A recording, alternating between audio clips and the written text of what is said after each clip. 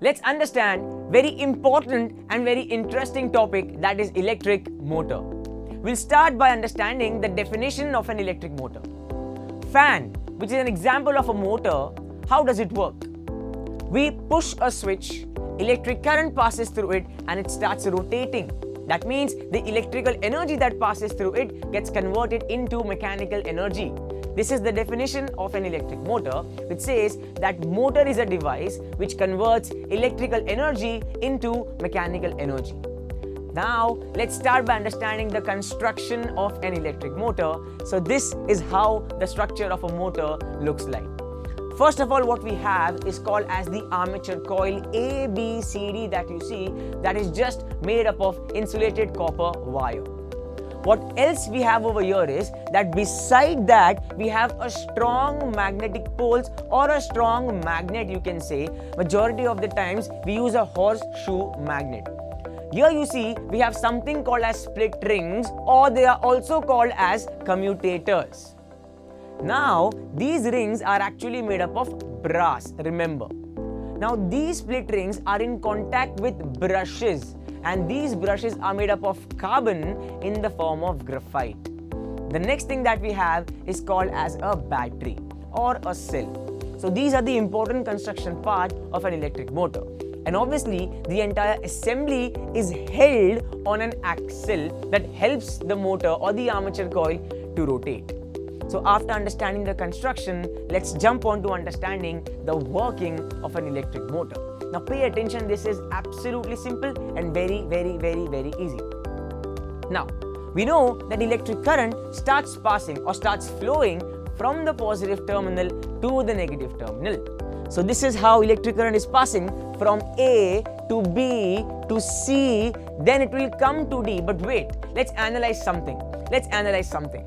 Now, we know that this current carrying conductor behaves like a magnet. That means it will experience a force. But in which direction does it move? To find the direction of the force on the conductor, we have to use Fleming's left hand rule. So we apply Fleming's left hand rule on arm CD. We are not applying it on arm AB, we are applying it on arm CD. Now we know magnetic field travels from the North Pole to the South Pole. So the forefinger that you see is pointing in the direction of the magnetic field. Now the current was flowing from A to B to C to D. That means current will come out from C to D. So the central finger that you see in Fleming's left hand rule is already pointing in the direction of the current. Now what remains is the direction of motion of the conductor. So the thumb that you see, where is it pointing? Downward or upward? And obviously the thumb is pointing in the upward direction. That means arm CD will now move in the upward direction and the current continues to flow. So that means arm CD goes in the upward direction, arm AB comes in the downward direction. That means now the motor is moving in the anti-clockwise direction. So now the motor continues to rotate till the time armature coil reaches an angle 90 degrees. As soon as it reaches 90 degrees, what we can see is that now the split rings are not in proper contact with the brushes. And since they are not in contact with the brushes, electric current will stop flowing through it. That means there is no current. Will the motor stop working?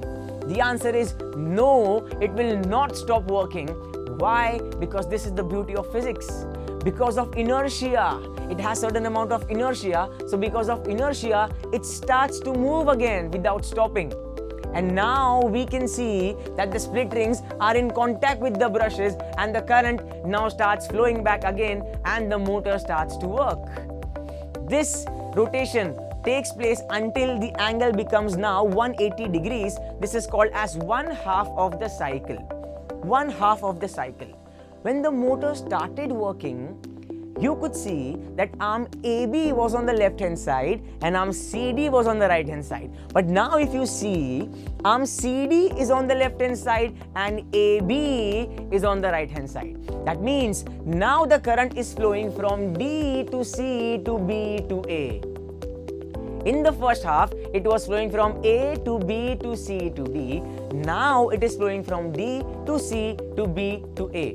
So if we apply Fleming's left hand rule on arm AB right now, we will come to know now AB will move in the upward direction. So now AB moves in the upward direction and CD moves in the downward direction.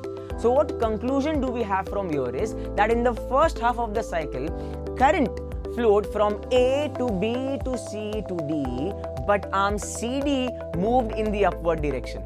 But in the second half of the cycle, what will happen is current will flow from D to C to B to A and AB moves in the upward direction. But the armature coil continues to rotate in the anti-clockwise direction, and this is how a motor works. And yes, please do not forget to like, share, subscribe and press the bell icon.